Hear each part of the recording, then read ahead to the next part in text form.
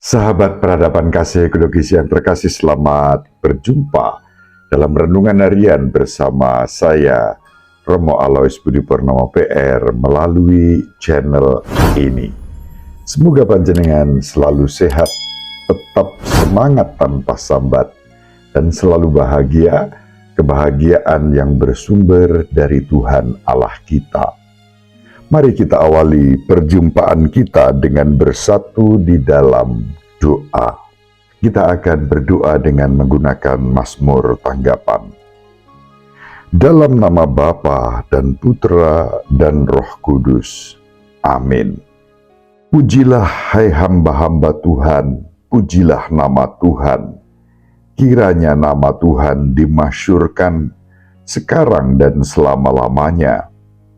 Dari terbitnya matahari sampai pada terbenamnya, terpujilah nama Tuhan. Tuhan tinggi mengatasi segala bangsa, kemuliaannya mengatasi langit. Siapakah seperti Tuhan Allah kita, yang diam di tempat yang tinggi, yang merendahkan diri untuk melihat ke langit dan ke bumi? Kemuliaan kepada Bapa dan Putra dan Roh Kudus, seperti pada permulaan, sekarang, selalu, dan sepanjang segala abad. Amin. Dalam nama Bapa dan Putra dan Roh Kudus. Amin. Sahabat peradaban kasih ekologis yang terkasih, mari kita baca Injil Matius bab 18 ayat 15 sampai 20. Sekali peristiwa, Yesus bersabda kepada murid-muridnya, "Apabila saudaramu berbuat dosa, tegurlah dia di bawah 4 mata. Jika ia mendengarkan nasihatmu, engkau telah mendapatkannya kembali.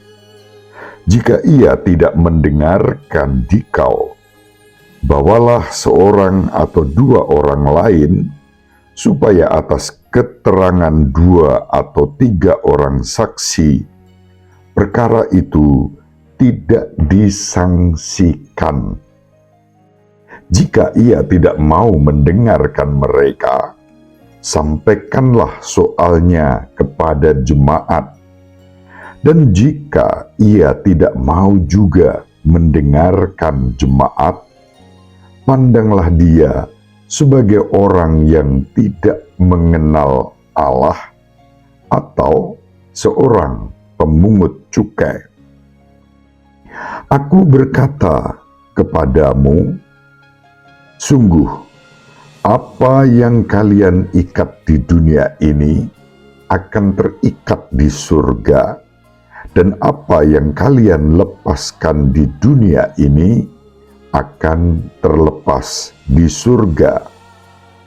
Dan lagi aku berkata kepadamu, jika 2 orang di antaramu di dunia ini sepakat meminta apapun, permintaan mereka itu akan dikabulkan oleh Bapakku yang di surga. Sebab di mana ada 2 atau 3 orang berkumpul demi namaku, aku hadir di tengah-tengah mereka." Demikianlah sabda Tuhan. Terpujilah Kristus. Sahabat peradaban kasih ekologis yang terkasih, Injil yang diwartakan kepada kita pada hari ini membawa kita berjumpa dengan Tuhan kita Yesus Kristus yang memberikan semacam pedoman untuk menghadapi dosa, dan itu dilakukan di dalam komunitas. Pedoman ini menjadi acuan. Jika saudari-saudara kita berbuat dosa, menyinggung kita, kita tidak boleh menghakimi begitu saja. Langkah pertama adalah disebutkan di dalam Injil, tegurlah dia di bawah 4 mata. Bicara 4 mata itu penting. Tentu bicara 4 mata juga dimaksudkan bicara dari hati ke hati dengan penuh cinta kasih. Tahap pertama ini menjadi tahap yang terbaik. Bila di sana kemudian terjadi saling pengertian, diikuti dengan saling mengampuni. Ketika langkah pertama tidak berhasil, lalu dibuatlah yang namanya duduk bersama, memanggil orang-orang yang bisa dimintai keterangan dan keterangan yang objektif, keterangan yang benar, bukan kesaksian yang palsu. Disinilah duduk bersama menjadi correctio fraterna di dalam kebersamaan, di dalam komunitas. Dan kemudian ada langkah lebih lanjut, tahapan berikutnya adalah apabila dengan langkah kedua toh tak juga diselesaikan persoalannya, lalu dibawalah ke tempat yang lebih luas, dalam diskresio yang lebih luas, dan disitulah kita membuat pertimbangan-pertimbangan yang objektif, bukan dalam rangka menghakimi, tetapi dalam rangka membangun komunitas yang sehat. Sahabat peradaban kasih ekologis yang terkasih, yang menarik adalah pada bagian saat Yesus bersabda, apabila perkara itu juga tidak bisa diselesaikan setelah mendengarkan kesaksian dan dengan ruang yang lebih luas di dalam jemaat, lalu dikatakan, pandanglah dia sebagai orang yang tidak mengenal Allah, atau kafir, atau sebagai seorang pemungut cukai. Tidak mengenal Allah, itulah yang disebut kafir. Maka kita tidak boleh dengan mudah mengkafir-kafirkan orang lain. Indikasi atau indikator orang tidak mengenal Allah adalah ketika tidak bisa duduk bersama untuk membangun persekutuan dalam cinta kasih dan perdamaian. Maka lebih bersifat internal, bukan untuk menghakimi orang lain atau agama lain yang kadang-kadang masih kita dengar di kalangan kita. Kalau berbeda dari kita lalu dibilang kafir. Bukan itu, ini terminologi kafir dalam arti yang benar. Di antara kita untuk membangun jemaat, dan ketika tidak mau membangun jemaat dengan baik, nah kekafiran dalam arti tidak mengenal Allah sebagai Bapa yang mengampuni terjadi. Atau dianggap sebagai pemungut cukai. Dalam tradisi Yahudi pada zamannya, pemungut cukai adalah seorang pemberontak yang balelo, yang kemudian mengkhianati bangsanya sendiri dan turut ambil bagian dalam konteks penjajahan. Maka disebut sebagai orang yang berdosa melawan bangsanya sendiri. Tapi di sini lebih ditekankan pada aspek pemberontakannya. Sahabat peradaban kasih ekologis yang terkasih, kita dipanggil untuk membangun jemaat yang hidup. Jemaat yang saling memerdekakan, bukan saling menghakimi. Dan persis dalam konteks ini, sakramen tobat dan pengampunan kita hayati.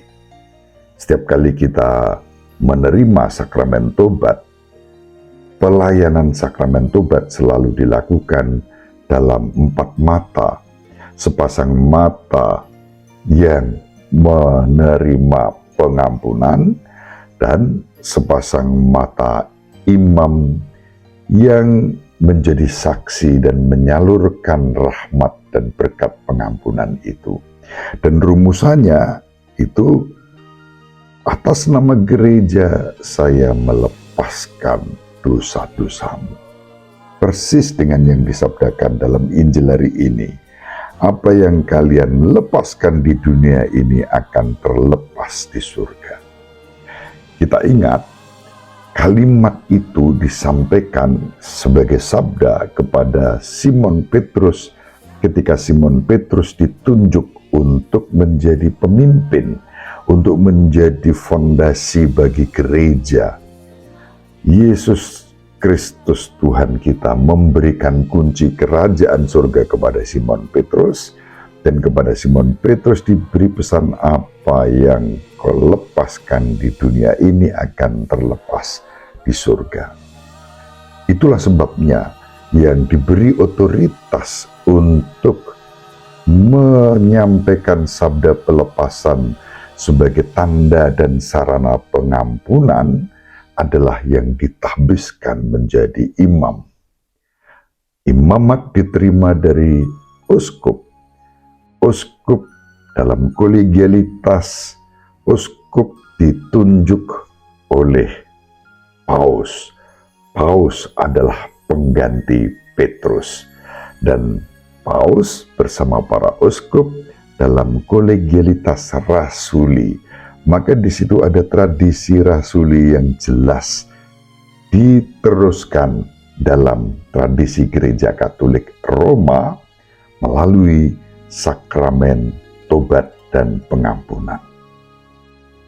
Sahabat peradaban kasih ekologis yang terkasih, semoga kita diberi rahmat untuk selalu terbuka mengalami kasih kerahiman Tuhan dalam kehidupan kita, dan kita pun dimampukan untuk saling mengampuni satu terhadap yang lain sebagai tanda dan sarana kasih Allah di dalam kehidupan kita.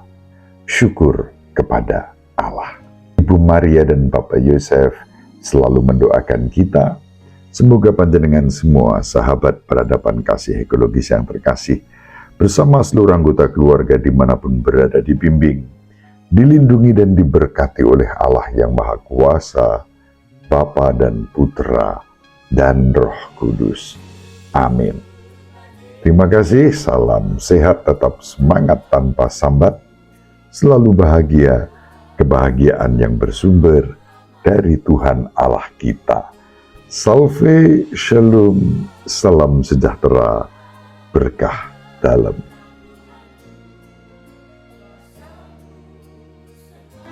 Sahabat peradaban kasih yang terkasih, sampai jumpa pada episode berikutnya.